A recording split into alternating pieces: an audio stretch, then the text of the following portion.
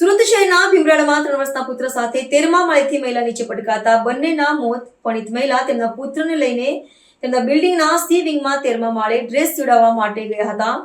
13મા માળેથી મહિલાએ તેમના પુત્ર સાથે કોઈક કારણસર નીચે પટકાયા કે આપઘાત, પોલીસ તપાસ બાદ બહાર આવશે.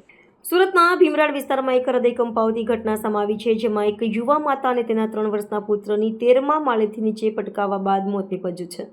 બનાવ ભીમરાળ સ્થિત એક ઊંચી ઇમારતના સી વિંગમાં બન્યો. ઓળખ મેળવનાર પૂજાબેન તેમના નાના પુત્ર ક્રિશિવને લઈને ઇમારતના 13મા માળ પર પાસે ડ્રેસ સીવડવા માટે ગયા હતા.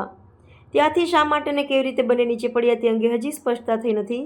આ અંગે પોલીસના અધિકારીઓએ કહ્યું છે કે તપાસ ચાલુ છે. પ્રાથમિક તપાસમાં જણાવ્યું છે કે બંને 13મા માળેથી નીચે પટકાતા હતા, જેના કારણે ત્યાં જ તેમનું મોત થઈ ગયું હતું. હાલ મૃતકોના શરીરને પોસ્ટમોર્ટમ માટે મોકલવામાં આવ્યા છે.